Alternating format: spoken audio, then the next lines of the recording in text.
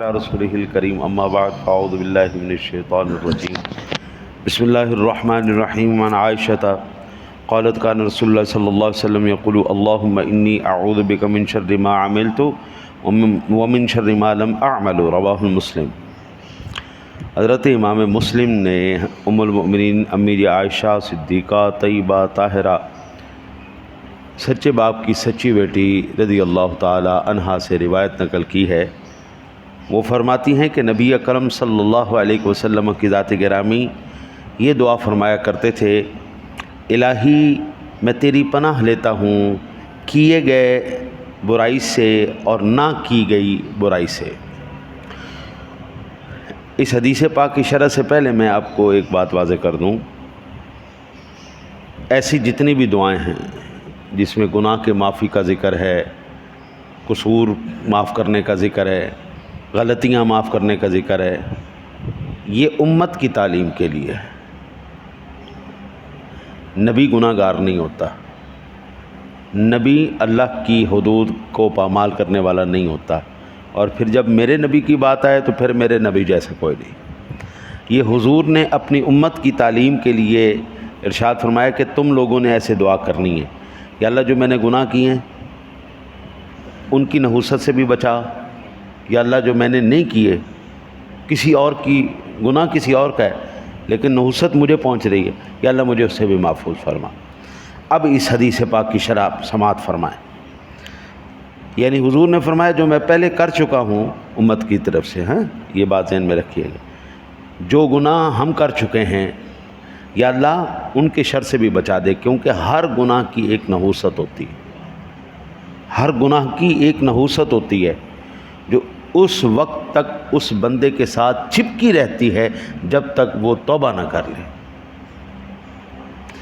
ایک گناہ یہ ہو گیا جو اس نے کیا، اس کی تو نحوست ہے ہی سو ہے، لیکن وہ گناہ جو انسان خود نہیں کرتا، ایک تو آقا جی نے کہا کہ یا اللہ جو گناہ کر چکا ہوں اس کی نحوست، اس کی معافی عطا فرما، اس کی برائی سے بھی بچا، گناہ کی برائی بھی ہوتی ہے نہیں، اس برائی سے بھی بچا، اور جو آئندہ کرنے والا ہوں اس سے بھی بچا، توفیق ہی نہ دے گناہ کرنے کی، یا اللہ توفیق ہی نہ دے گناہ کرنے کی، میں آئندہ سے کوئی ایسا گناہ کروں۔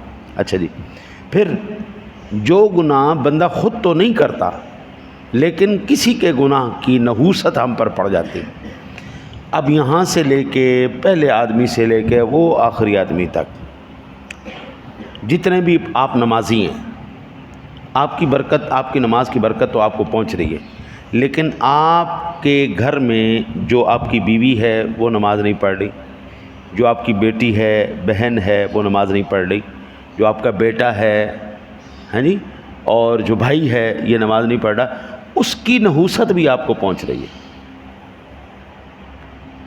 بالخصوص فجر کی نماز آپ لوگ پڑھتے ہیں، فجر کی نماز کے ساتھ برکت اور اللہ کی رحمت یہ جڑی ہوئی ہے، ایسے جڑی ہوئی ہے، جو بندہ چاہتا ہے میرا کاروبار، میری روزی، میرا رزق، میری تنخواہ بڑھ جائے یا نہ بڑھے تو کم از کم اس میں برکت آ جائے، تو وہ فجر کی نماز پڑھے۔ اب وہ بندہ اکیلا روزانہ کوشش کر رہا ہے جناب 3 بجے اٹھ کے وہ فجر کی نماز پڑھ رہا ہے، اب گھر میں 10 افراد ہیں، وہ ایک فرد نماز فجر کی تو پڑھ رہا ہے، لیکن جو 9 اس کے گھر میں نحوست ڈال کے پڑھے ہوئے ہیں، اس کی نحوست کدھر جائے گی؟ قرآن آپ نے پڑھ لیا، آپ نے برکت لے لی، لیکن جو آپ کے گھر میں جن کے ساتھ دیکھیں اچھے آدمی کے ساتھ ملیں گے تو اچھائی، نیکی، روشنی، پازیٹیوٹی یہ آپ کو حاصل ہوگی، لیکن وہیں پر اگر آپ برے آدمی سے ملیں گے تو نیگیٹیوٹی، نحوست، منحوسیت، اس کا اورا وہ آپ کے اوپر متاثر ہے۔ اب جتنے بھی روحانی عملیات کرتے جائیں اپنے آپ کو مضبوط کرنے سے، جیسے منحوس آدمی کے ساتھ ملے، بے نمازی کے ساتھ ملے، جیسے جس نے قرآن نہیں پڑھا اس کے ساتھ ملے، بس آپ کا بھی بیڑا غرق ہو گیا۔ مثال کے طور پر وہ ویسے تو نہیں آپ کو نقصان پہنچا سکتا، لیکن وہ متاثر ضرور کرتا ہے، ذہنی طور پہ پریشان ضرور کر دیتا ہے۔ مثلاً آپ روڑی کے پاس سے گزرتے ہیں، اب روڑی میں نہیں بیٹھے ہوئے، آپ کا ان کے ساتھ کوئی ڈائریکٹ تعلق نہیں ہے، لیکن پاس سے ہی گزرے ہیں آپ تو دماغ پھٹ گئے بدبو سے۔ میں کبھی جاتا ہوں نا جی سفر پہ موٹر سائیکل پہ، تو اللہ معاف کرے جب وہ مردار کی گاڑی گزرتی ہے نا جو علائشیں اٹھاتی ہے، مرغیوں کی علائشیں اٹھاتی، وہ میرے خدایا کوئی بدبو دماغ پھاڑ دیتی ہے اس کا، آپ تصور نہیں کر سکتے۔ اب میں اس کے اندر نہیں بیٹھا، میرا ان کے ساتھ کوئی لینا دینا نہیں، نہ میں اٹھانے والوں میں نہ میں لینے والوں میں، لیکن صرف ایک پاس سے گزر گیا۔ اس پاس سے گزرنے نے ایک دفعہ جو ہے نا دماغ کو پھاڑ کے رکھ دیا۔ اسی طرح ایک تو یہ ہے بے نمازی کی نحوست، اس کے گھر والوں پہ سب سے جو بالخصوص گھر کا سربراہ ہے اس کے اوپر نحوست پڑتی ہے۔ آپ لوگ روٹی کمانے کے لیے صبح سے لے کے شام تک محنت کر رہے ہیں، آپ نے اپنی جان مار دی، آپ لے کے گھر میں برکت لے کے آئے، رزق لے کے آئے کہ یا اللہ میرے بچے میری بیوی جو ہے وہ ذرا اچھے طریقے سے کھا لیں، لیکن ان کی نحوست نے اس روزی میں سے برکت کو نکال دیا ہے، برکت نکل گئی بیچ میں۔ اب جس چیز سے اللہ برکت کو نکال دے وہ جتنی مرضی زیادہ ہو، کوئی ٹیڑھی پیسہ نہیں فرق پڑتا، ٹیڑھی پیسہ فرق نہیں پڑتا۔ اب برکت کی میں ایک مثال آپ کو دے دوں۔ ہمارے مسلمان معاشرے کے اندر، پاکستان کے اندر تقریباً لاہور کے جو مذبح خانہ ہے اس میں 6 سے 8 ہزار کے قریب روزانہ بکرا ذبح ہوتا ہے۔ 6 سے 8 ہزار کے قریب روزانہ ہمارے لاہور کے مذبح خانے میں بکرا ذبح ہوتا ہے۔ میں زیادہ یہ پسند کرتا ہوں کہ اگر ہماری کوئی محفل ہو تو اس میں ہم بکرا پکائیں، ہاں جی، ہم یہ مرغی شرگی اسے اپنی ذاتی محفل میں نہیں پسند کرتے۔ عقیقہ آ جائے تب بھی بکرے ذبح ہوتے ہیں، ہم صدقہ کریں تو پھر بھی ہم بکرے ذبح کرتے ہیں، قربانی آ جائے پھر بھی ہم بکرے ذبح کرتے ہیں، کوئی منت مان لی جائے پھر بھی ہم بکرے ذبح کرتے ہیں۔ کیا وجہ ہے کہ ہر روز سالانہ ماہانہ وہ ذبح کیے جا رہے ہیں، لیکن وہ پھر بھی ریوڑ آپ اسی کے نظر آتے ہیں۔ آپ جدھر بھی جائیں آپ کو بکرے، حالانکہ بکری تو ایک بچہ دیتی ہے، 2 دیتی ہے، ذبح بھی اتنے ہو رہے ہیں، وہ کیوں نظر آتے ہیں؟ اللہ تعالیٰ یہ ہے سب کی اللہ کی مخلوق، لیکن ایک کتیا ہے وہ 6 بچے دیتی ہے، سور جو ہے یعنی وہ 21 بچے دیتی ہے، اس سے بھی زیادہ دیتی ہے۔ کتیا کے بچے، سور کے بچے نہ ذبح ہوتے ہیں، نہ کھائے جاتے ہیں، نہ صدقہ کیے جاتے ہیں، نہ خیرات کیے جاتے ہیں، نہ ان کا کوئی قربانی کی جاتی ہے، کچھ بھی نہیں کی جاتی۔ اتنے پیدا کر رہے ہیں، وہ اتنے پیدا کر رہے ہیں، لیکن پھر بھی آپ کو کہیں پر گلیوں میں جس تعداد میں وہ پیدا کر رہے ہیں، اس لحاظ سے تو بھر جانا چاہیے تھا لاہور کو، گلیاں، چبارے، چوک، سارا کو بھر جانا چاہیے۔ وہ اگرچہ زیادہ پیدا کر رہی ہیں لیکن اللہ نے اس میں برکت نہیں رکھی۔ بکری اگرچہ 1 بچہ یا 2 بچے پیدا کر رہی ہے لیکن اللہ نے اس میں برکت رکھی ہے۔ آپ جتنا مرضی کھاتے جائیں، اللہ نے برکت دے دی۔ اب جب یہ نحوست پڑتی ہے، اب کیا ہوتا ہے، میں فضول خرچے آ جاتے ہیں۔ موٹر سائیکل کا انجن خراب ہو گیا، گھر کی کوئی چیز نقصان ہو گئی، کوئی بیماری آ گئی، کوئی اور چیز ہو گئی، کوئی سفر آ گیا، پیسہ گیا، چلو۔ اب یہ کیا ہے؟ یہ ساری نحوست ہے، آپ کی نحوست نہیں۔ اگر آپ نہیں نماز پڑھتے تو آپ کی بھی نحوست ہے، آپ قرآن نہیں پڑھتے تو آپ کی بھی نحوست ہے، اگر آپ سارا کچھ کر رہے ہیں تو پھر یہ ان کی نحوست ہے۔ مثال کے طور پر میں آپ کو مزید عرض، قوم لوط برباد کیوں ہو گئی؟ کیا ساری قوم لوط وہ برا فعل کرنے والی تھی؟ نہیں، چند افراد ان میں سے ایسے تھے جو برا فعل کرنے والے تھے، جنس پرست تھے، چند افراد تھے، لیکن ان چند افراد کی وجہ سے پوری قوم لوط کو عذاب کا شکار کر دیا۔ قوم سمود، قوم عاد، قوم عاد، قوم سمود، اسی طرح قوم لوط یہ تمام کے تمام ان قوموں کے اندر چند افراد ایسے تھے جو گنہگار تھے، چند افراد کی وجہ سے نحوست اتنی بڑھ گئی کہ پوری قوم کو لپیٹے میں لے لیا گیا۔ اسی طرح ایک جو ہمارے معاشرے کے اندر سب سے بڑی وجہ بنی، میں آپ کو رات کو ایک واقعہ سناؤں۔ رات تقریباً 1:45 بجے فون آیا اور میرے نمازی بار بھی ہیں، انہوں نے کہا جی یہاں پر نا ایک ہماری آپس میں بحث چل رہی ہے کہ لیو ان ریلیشن جو ہے، لیو ان ریلیشن سے مراد یہ ہے کہ آپ شادی نہ کریں، بغیر شادی کیے لڑکا لڑکی آپس میں طے کر لیں کہ ہم نے 6 مہینے رہنا ہے، رہیں گے اس طرح میاں بیوی کے ساتھ، لیکن نکاح نہیں کرنا، ٹیسٹنگ کریں گے ایک دوسرے کو، ٹیسٹ ڈرائیو کریں گے، اگر ہمیں راس آ گئی تو آگے شادی کر لیں گے، اگر نہ آئی تو ہم علیحدہ ہو جائیں گے۔ تو یہ بتائیے اسلام میں اس کی کتنی کوئی اجازت ہے؟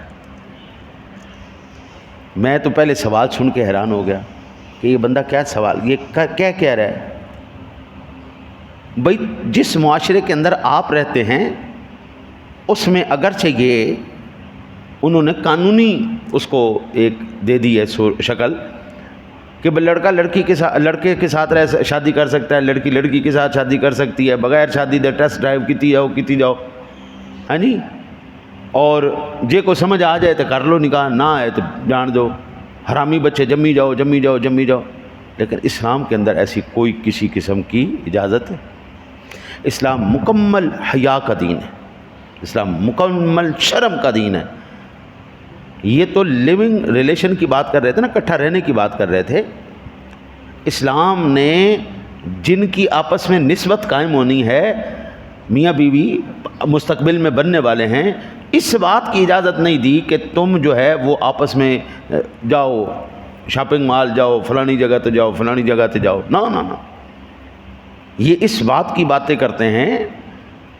نبی اکرم صلی اللہ علیہ وسلم کی جو شریعت مطہرہ ہے، جو اللہ کا قانون ہے، وہ مرد کو نہ تو کھلا سانڈ بنا دیتا ہے اور نہ ہی عورت کو وہ کھلی جانور بنا دیتا ہے کہ جا جتھے مرضی منہ مارتے تو جتھے مرضی۔ مرد سے کہا آنکھوں کو نیچے رکھو، نیچے رکھ، ولا تمشی فی الارض مرحا، خبردار انج کر کے نہیں ٹرنا، سینہ تھلے کر، نگاہ تھلے کر، پھر چل۔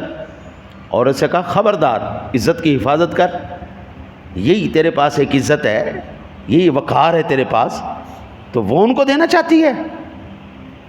پھر وہ بچیوں کے اندر حیا، وہ شرم، وہ کدھر جائے گا؟ اللہ کی قسم، رسول اکرم صلی اللہ علیہ وسلم کی صاحبزادی کو سب سے زیادہ عزت کیوں معاشرے میں ہے؟ وہ سب سے زیادہ حیا والی تھی، سب سے زیادہ شرم والی تھی۔ جو ایسے کبھی افعال کرے گی، آپ کو زیادہ آگ لگی ہے نا، تو آپ جیسے ہی جوان ہوتے نکاح کرو، ٹھیک ہے، بالکل جائز ہے، لیکن یہ کہ نہ نکاح نہ کوئی اور سلسلہ، جناب آپس میں ٹیسٹ ڈرائیو کرتے رہو، یہ کوئی انسانیت ہے؟ یہ کوئی اسلام ہے؟ وہ ہم انسان کے بچے ہیں، مسلمانوں کے بچے ہیں، ہم جانور تو نہیں ہیں۔ ہمارا ایک تہذیب ہے، تمدن ہے، ہمارا ایک خاندانی نظام ہے۔